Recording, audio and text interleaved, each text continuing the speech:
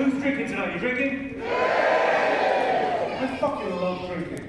I tell you why I love drinking. Because it makes you stupid. Booze is liquid dumb, and isn't it fucking great to be dumb once in a while? It's relaxing, isn't it? You've seen fucking idiots wandering around, haven't you? Yeah! There's one there. The fucking idiots wandering around, they're making bad decisions, and then they're fucking up, but they're bloody happy, aren't they? That's why we drink, because when you drink, you're a fucking fool. Life is complicated and nuanced and difficult. Well, it is until you're fucking shit-faced. You're shit-faced, you're all ill, isn't you? Wake up the next morning, terrible hangover, just a napkin that says Illuminati. The problem is, we're selling booze to people that are already fucking idiots. Sure. I don't think there should be an age where you can buy booze, right? There should be an age, anyone should be allowed to buy booze. It should be a quick IQ test at the bar, commensurate with what you're buying. 2 pints of lager, what's an isosceles triangle? 6 Jaeger bombs, what's the atomic number of hydrogen? Who smokes? Any smokers? I feel bad for people that smoke, I really do, because smokers, you're the only people in our society that have to face off to the consequences, right? Every time you buy a packet of cigarettes, there's a picture on the side of the pack of a fucking blackened lung. You need a cigarette to calm you down after seeing that. Other things in society are not good for us, but we never have to see the consequences. I think maybe we should. I think they should put warning labels on fucking everything. Whiskey is not good for you. I think there should be a picture on every bottle of whiskey of a fucking munter.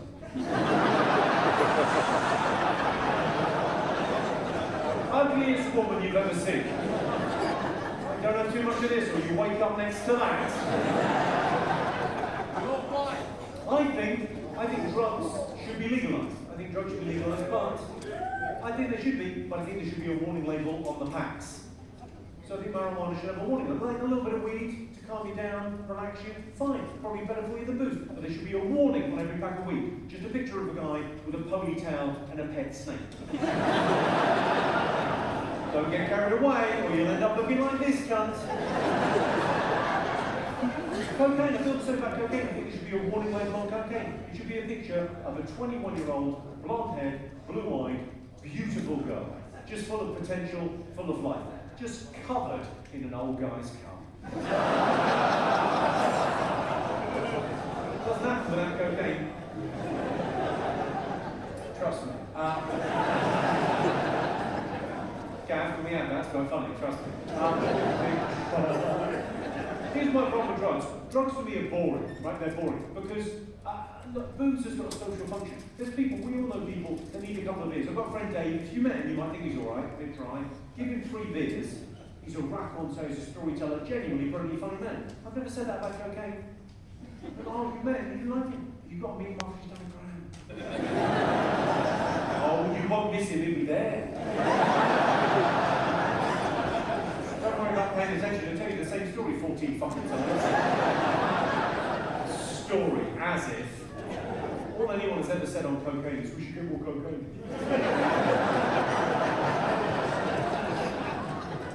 Does anyone here do mushrooms? Anyone do mushrooms? Yeah, you like that? Your stories are shit. All your stories are the same. We didn't take enough, so we took some more. And then an hour later we realised we're taking too much. All cocaine is chemical laxative, so really, it should be called Diet Coke. Pepsi, you're all familiar with Pepsi, yeah? Pepsi should be called, is Pepsi alright? That's what they should print on the fucking cans. No one's ever ordered a Pepsi in the history of the world. What happens? You order a Coke and you make do. Can I have a Coke? Is Pepsi alright? You fucking know it isn't. Go on then, I'll have a Jack Daniels and Pepsi like that cunt.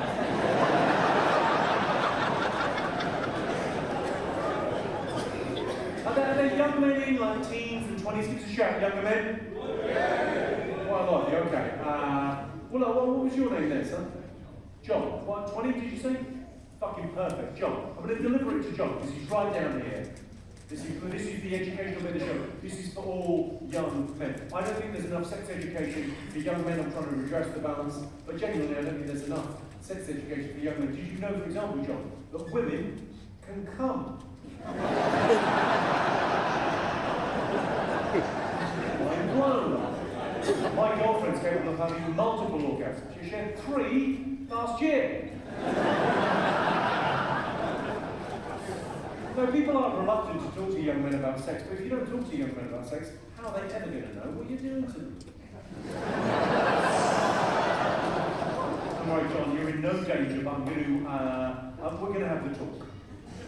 Yeah, we're going to chat about stuff. It's going to be educational for you. You can take notes if you want to. Excellent, okay. There have been some exciting developments, John, in dating. Consent has become very popular. I'm serious. Consent, it's the new finger blasting. You're familiar with the shocker, yeah? 2 in the pink, 1 in the stick. That's how that works. Sorry, he's only 15. 2 in the goo, 1 in the poo. Here's everything you need to know about consent, John. Consent is a one-use deal. 1 consent per action, right? So a thumbs up to may I kiss you does not give you freedom for the rest of the evening. You can't assume the fucking and the anal and the facial after the thumbs up on the may I kiss you. No. 1 consent per action. Think of it, John, like condoms. 1 use only. Sure, a girl might tell you she cares deeply about the environment, but you should see her face when you're rinsing out a condom. Even Greta Thunberg would say, throw a fresh one at me.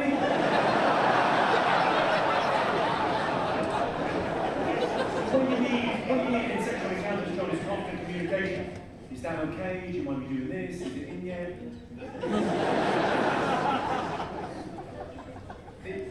Well, let me ask the grown men in the room. Who thinks it ruins the romance to ask for consent at the men over 30, let's say? Who thinks it ruins the romance to ask for consent at every stage of a sexual encounter? You may be racist. The die is cast, there's nothing I can do. Are you aware there are stages of consent, John? No. That's why I'm here, don't worry, fella. So there's consent to fuck, that's the headline of it, that gets all the attention, but there's also consent to get your dick out. When's a good time to get your dick out? I'll tell you what, why don't we workshop this, John? We're going to gamify it, we're going to make it fun, right? We're laughing and we're learning. Okay, so you don't need to be funny here, John, you just need to answer honestly. Don't show up your mum and dad, be a good boy. You up for this, John? Alright, don't fuck around. Okay, I'm going to give you some scenarios. Tell me yes or no, clearly, good time to get your dick out or not. Okay, imagine you've asked a lady out on a date. She's agreed to go on a date with you. Why wouldn't she? Your fucking dream girl. Okay, so you're picking her up at her place, 7:30 in the evening. Ding dong. She answers the door. Ding dong. Let her see what you've got in store. Let her, see the merchandise. If she doesn't like it, you can save everyone a bit of time. Yes or no, John? John, clearly fucking no.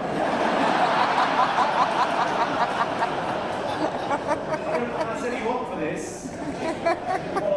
Are you fucking retarded? What are you talking about? It was a fucking layup for you. Alright, second scenario.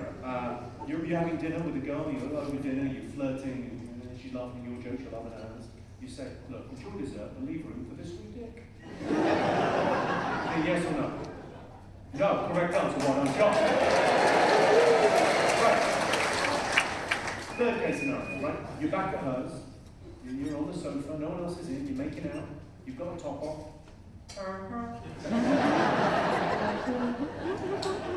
Sidebar, you make the noises in your head, not right? You don't have to say it, it's a fucking idiot. You're making out, she's wetter than a submarine with a screen door. It's like a fucking hottest pocket now. Good time to get your dick out? No, John! No! No! Don't get your dick out! Don't get your dick out! Dirty boy! No! Don't! Dirty boy! Don't get your dick out! Don't get your dick out! Don't get your dick out. Look at me. Don't get your dick. Don't get your dick out. Don't get your dick out. Don't get your dick out. Don't look at me. Don't get your dick out. Never get your dick out, John. Never get your dick out. Let her get your dick out.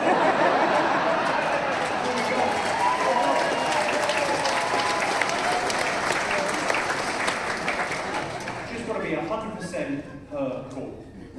You won't have to wait long. You live in Folkestone. You're going to run out of things to do by 8:30. By 10, she'll be thinking, oh, John, it's not going to suck yourself, is it?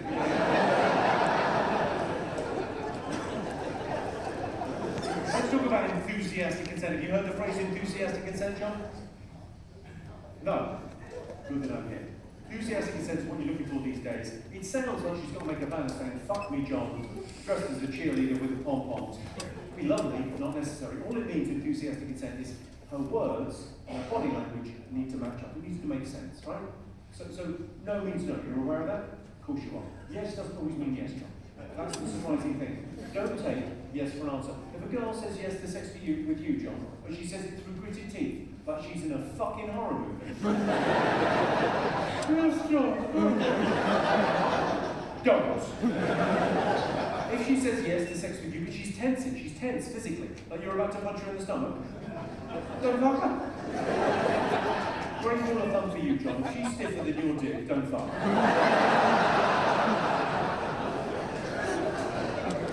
Whilst we're talking about enthusiastic consent, we should probably talk about being coercive, because there's some very coercive men out in the world. Let's say, men over 30, I'll ask you. Let's say you ask a woman for anal sex 10 times. If she says no firmly 10 times, and then you ask again for another time, and you beg and you plead and you make a fuss, and she eventually relents and she gives in, she says okay. Is that consent? No, it's not. It isn't. Also, stop asking women for anal sex. A woman will tell you if she wants anal sex. I mean, she might not say those words, I want anal sex, but she'll put a towel down and you'll know.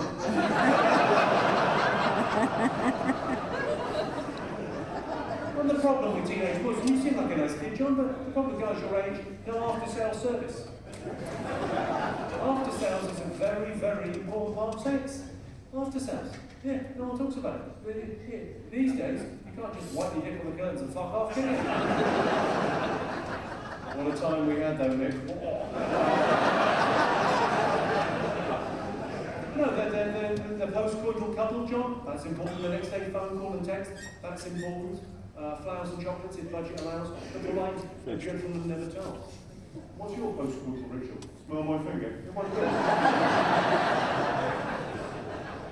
I really, there's a tendency, this bit is a bit patronising, right? Because you're a young man, I'm an older guy, I'm telling you what's what. It's a bit patronising. I'm literally and metaphorically talking down to you. Yeah, there, quite like that. Talking down to you, okay. So, I'm talking down to you, but I don't want to. I want us to connect as human beings, just as two guys. Let me give you the best advice I've ever had on women. Genuinely, best advice I've ever had, okay? If you remember just this, that'll be enough, that'll be worth it. Don't stick your dick in crazy. Don't stick your dick in crazy. If you meet a woman, it doesn't matter how attractive she is, if she seems a little bit mental, don't put your dick in. View that woman as you would a food blender. You got a food blender in the house, John? Yeah. You ever put your dick in it? No, would you? Same rule applies to the crazy lady. Don't put your dick in it. Don't stick your dick in crazy. You're looking at me like that's fucking obvious, Jimmy. No, it's what no one told Johnny Depp.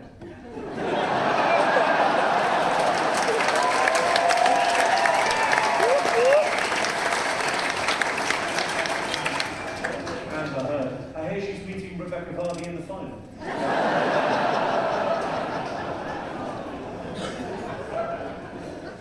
That's right, I've given all this advice to a young man. Are they young ladies in? Where's the teenage girls? Sorry, that sounds creepy when I say that.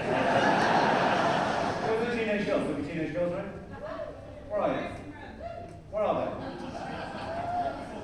What's your name over there? What's your name? Freya, hey Freya, very nice to have you. What age are you, Freya? 17, it's great to have you. I'm not going to mansplain relationships to you. mansplain just when a man explains something.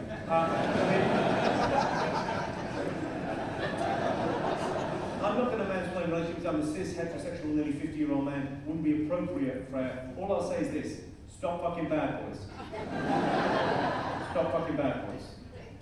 I'm not even going to say why. Where are the single mums? Give us a shout, single mums. They'll tell you why.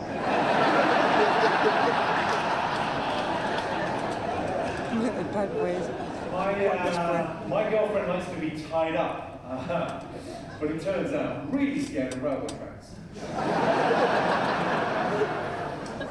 This might be a bit of an overshare. I like those inner peephole bras and the crotchless panties.